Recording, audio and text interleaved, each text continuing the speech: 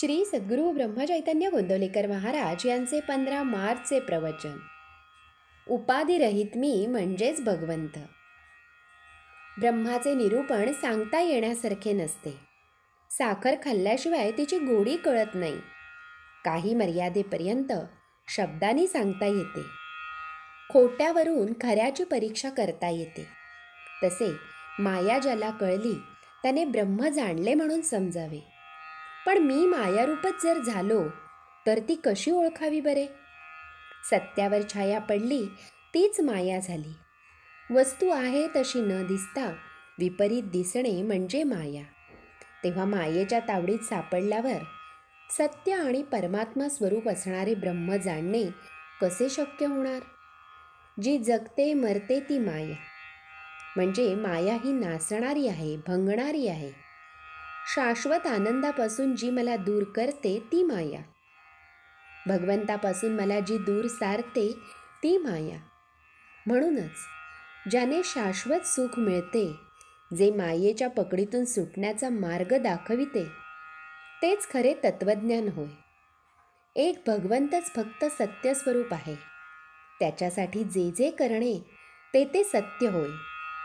मी देवाचा आहे हे कळणे याचे नाव आत्मनिवेदन होय. आत्मनिवेदन म्हणजे देवाला ओळखणेच होय. म्हणजेच मायेला दूर सारणे. वास्तविक उपाधिरहित जो मी तोच भगवंत आहे. उपाधिरहित राहणे म्हणजे भगवत रूप होणे.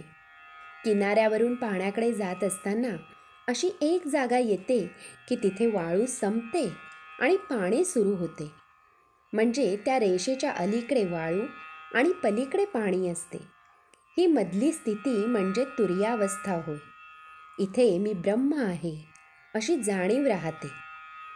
निर्गुण परमात्मा आणि ही सगळी सृष्टी यांना जोडणारी साखळी असेल तर तो ओंकार होय.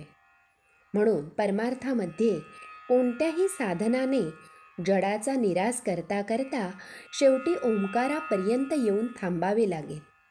म्हणजे प्रत्येकाला नामाशीच यावे लागेल. 10 माणसे उभी केली, त्यातली 9 ही नव्हेत म्हणून बाजूला सारली. 10वा राहिला तोच खरा.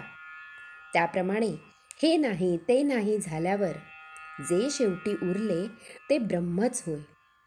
भगवंत गीतेमध्ये अर्जुनाला म्हणतात, तू ज्ञानी असशील तर समाधानात राहा, पण तू तसा नसशील तर मग उगीच ज्ञानाच्या गोष्टी सांगू नकोस आणि कोणाचे तरी म्हणजे अर्थात ज्ञानी माणसाचे ऐक आणि त्याप्रमाणे वाग.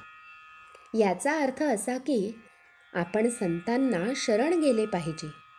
सर्व सृष्टीच्या दृष्टीने आपण आणि आपला प्रयत्न अगदी पदार्थ आहे. म्हणजे खऱ्या अर्थाने निमित्त मात्र आहोत. म्हणून आपल्या आयुष्यात आपल्या वाट्याला येणारी चांगली अगर वाईट कर्मे ही ईश्वराचे मनोगत आहे असे समजावे. श्रीराम समर्थ. वेदांत हा आचरणात आणल्याशिवाय त्याचा उपयोग नाही.